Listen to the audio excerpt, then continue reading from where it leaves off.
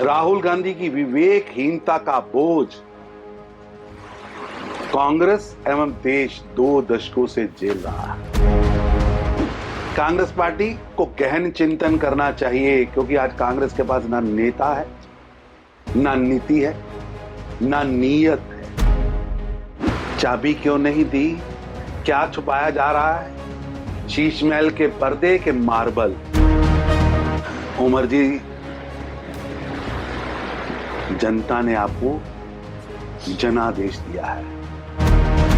सत्ता की लिप्सा में सपा के नेता अपने आदर्श और विचारधारा को त्याग कर कुचलने वालों की गोद में बैठकर आज प्रश्न पूछ रहे हैं। राहुल गांधी ने हरियाणा के बाद जो कांग्रेस ने रिव्यू मीटिंग की है उसमें ये कहा है कि अपने निज हित से ऊपर उठकर पार्टी हित के लिए सोचना पड़ेगा, काम करना पड़ेगा। जिस परिवार ने अपने निजी स्वार्थों और हितों के कारण कांग्रेस की आइडियोलॉजी और विचार को दफन कर दिया हो, जिस कांग्रेस के युवराज की 15वीं लॉन्चिंग में की असफलता में पूरी पार्टी बह गई हो, वो आज कलेक्टिव निर्णय की बात कर रहे हैं। राहुल गांधी की विवेकहीनता का बोझ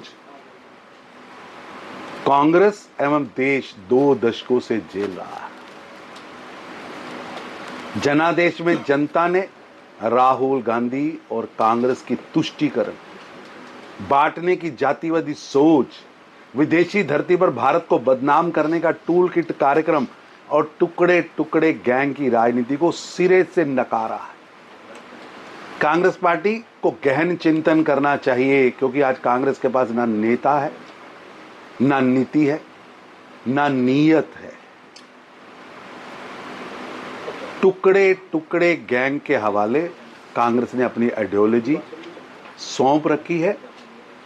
और केरल के अंदर जिस तरह मुस्लिम लीग के कार्यालय में कुछ वोटों के कारण कांग्रेस का एजेंडा व झंडा जिन्होंने गिरवी रखा हो, वो आज आत्ममथन की बात कर रहे हैं।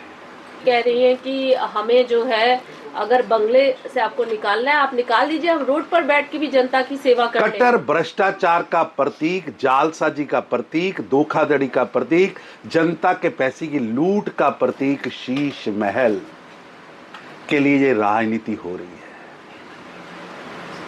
चाबी क्यों नहीं दी? क्या छुपाया जा रहा है शीश महल के पर्दे के मार्बल? वहां पर जनता का लुटाया गया पैसा, ये झूठ की टोपी अब ज्यादा दिन नहीं पहनाई जा सकती। जनता को गुमराह करने के बजाय चाबी सौंपिए, जनता तो अंदर का नजारा वो देखे। पूर्ण राज्य का दर्जा मिले, हमने ये बोला था जब सरकार आएगी हमारे, हम करेंगे और इस प्रस्ताव को हम लेकर भी आएंगे पहले कैबिनेट की बैठक में ही, पहली बैठक में। कैसे देखते हैं उमर जी, जनता ने आपको जनादेश दिया है। जिस तरह से जम्मू कश्मीर के अंदर दूसरी पार्टियों पर हमले हो रहे हैं, विजय जुलूस के बहाने बदले लिए जा रहे हैं, ये बदला व बदलाखोरी की सोच जम्मू कश्मीर के नेताओं को टारगेट करके उनके घरों पर पत्थर मारना, ये एनसी की आज से 4 दशक पहले लोकतंत्र की जिस तरह हत्या की थी उसकी याद दिला रहा है। और विधानसभा के पवित्र सदन का प्रयोग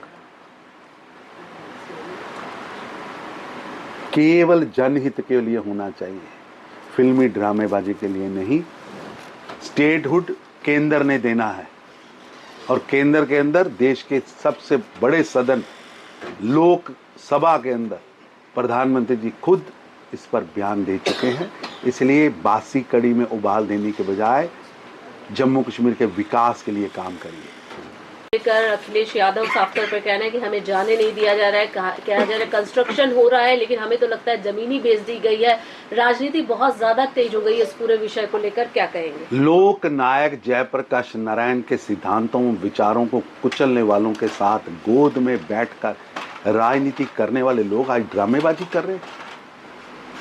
लोकनायक जयप्रकाश के आंदोलन को 70 के दशक में किसने कुचला था?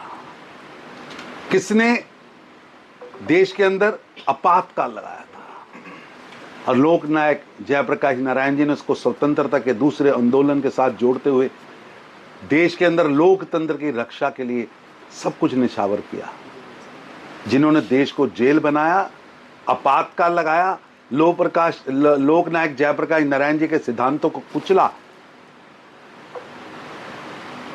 सत्ता की लिप्सा में सपा के नेता अपने आदर्श और विचारधारा को त्याग कर कुचलने वालों की गोद में बैठकर आज प्रश्न पूछ रहे हैं।